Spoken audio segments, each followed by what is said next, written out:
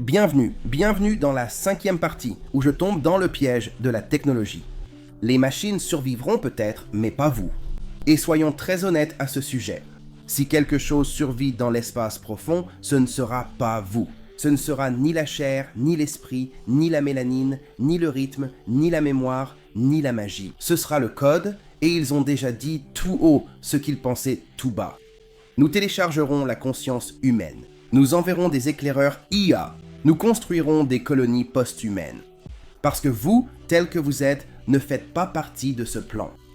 Voilà le problème. Les machines n'ont pas besoin d'oxygène. Elles ne respirent pas, ne mangent pas, ne dorment pas, ne meurent pas d'empoisonnement par radiation. Elles peuvent supporter les extrêmes, être réparées en orbite, être alimentées indéfiniment.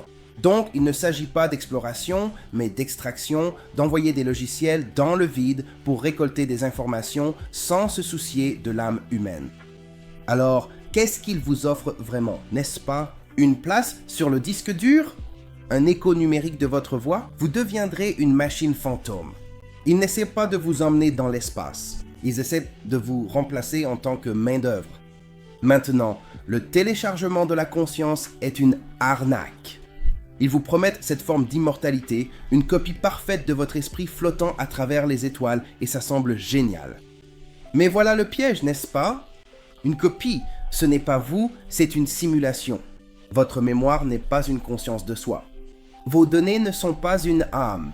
Vous ne pouvez pas télécharger la douleur, l'intuition, le savoir ancestral ou le silence sacré. Vous n'êtes pas un tableur avec des yeux. Vous n'êtes pas destiné à vivre dans une ferme de serveurs. Et l'idée du post-humain et du post-terre, chaque version de ce futur post-humain efface votre biologie, votre rythme, votre nature même. Un vous numérique n'a pas besoin de la Terre. Il ne pleure pas devant un coucher de soleil. Il ne ressent pas un battement de cœur en harmonie avec le tonnerre. Dans un futur où la Terre est obsolète, vous l'êtes aussi. Nous n'avons pas lutté contre l'esclavage, l'empire et la colonisation juste pour devenir un bruit de fond pour les machines. Ce n'est pas l'évolution, c'est l'effacement avec un meilleur Wi-Fi. Alors pourquoi les machines continueront-elles, mais pas vous? Eh bien, analysons cela. Les machines peuvent survivre dans l'espace profond parce qu'elles ne souffrent pas de la solitude. Elles n'ont pas besoin d'air ni de nourriture. Elles peuvent être mises en pause, redémarrées, reprogrammées. Vous avez besoin de sens, de beauté, d'un sentiment d'appartenance. Il n'y a pas de sens dans le métal. Il n'y a pas d'amour dans la logique en soi. Il n'y a pas de mémoire dans un code qui n'a pas été écrit par une main à ce moment-là. Dans la mythologie, le golem était une créature faite d'argile. Il a reçu une fausse vie grâce à un nom. Il pouvait servir, mais il ne pouvait jamais être. Il n'a jamais eu d'âme, ni d'intuition, ni de divinité, et c'est ce que nous créons aujourd'hui, une race de golems pour remplacer leur culpabilité, pour vous faire sentir comme des dieux en construisant des choses qui ne les remettent pas en question. Mais vous êtes le véritable mythe.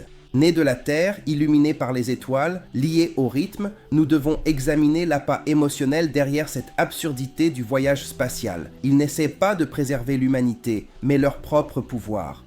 Ce sont des PDG de la tech en quête de salut, des scientifiques qui proposent une échappatoire spatiale, des visionnaires qui promettent des téléchargements de conscience, mais le véritable objectif est de contrôler le récit, de contrôler les corps et d'abandonner le sacré. Ils appellent cela l'évolution, mais ce qu'ils craignent, c'est la révolution, un retour au rythme, à la terre, à l'équilibre. Vous n'étiez pas destiné à devenir une machine, vous étiez destiné à être plus vivant. Le futur.